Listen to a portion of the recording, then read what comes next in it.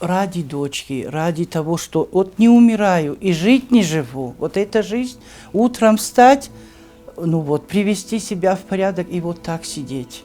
Разве это жизнь? 50-летняя Алета Дзуцева изо всех сил борется за жизнь. Не для себя, а для единственной дочки, которой слишком рано пришлось повзрослеть. 16-летняя Амина уже студентка медицинского колледжа. И единственная отрада Алеты, у которой страшный диагноз – лимфодема. Это когда не функционирует лимфатическая система, а тело разрастается до невообразимых размеров. На данный момент я могу только вот встать, у меня колени, это, ну вот, в общем, это ужас, что со мной творится один на один. Это язвочки открываются вот на животе, на ногах. Это, не дай бог, соприкоснуться два тела вместе, живот и нога, нельзя тянуть тогда. Не дай бог, один день не искупаешься, это катастрофа. Не дай бог, вот в этих складках, вот эта тяжесть, там вот, не дай бог, мокрым останется. Это что? Нельзя протереть ногу ничем. Сразу ссадина. Впервые болезнь дала о себе знать 11 лет назад. Тогда женщина не подозревала, насколько это опасно. Сейчас вес Алеты достигает 200 килограмм, а одна ее нога в обхвате 120 сантиметров.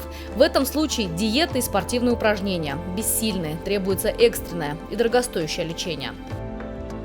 1,5 года назад я позвонила, я же переживаю и за себя, и за дочку. Я стала копаться в интернете, везде.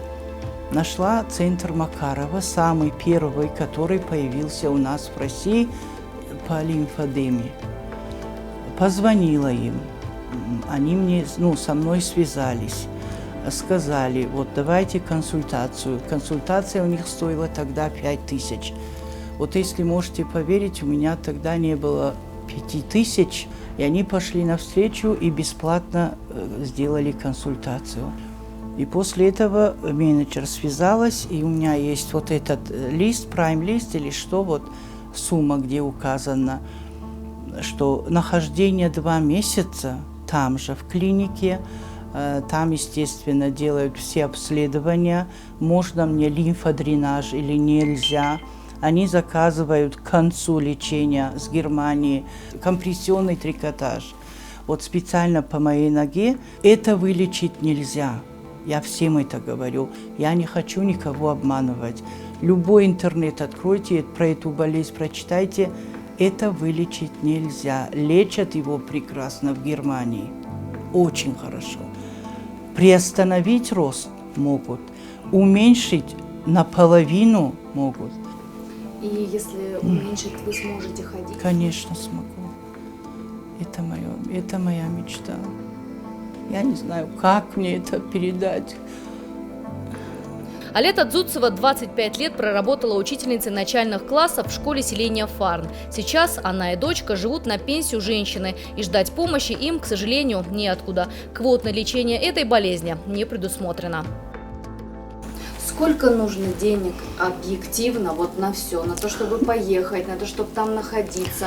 Вот в этом году и в прошлом, потому что мама у меня тоже лейкозом болела, я была как-то ей занята. Когда кто-то болеет из родных, я про свою забываю.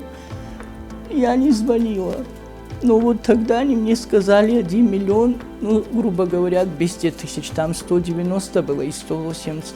Тогда они мне так сказали. Но у меня это только ноги. Не знаю. Тогда у меня не было лимфы на животе. Сейчас на животе.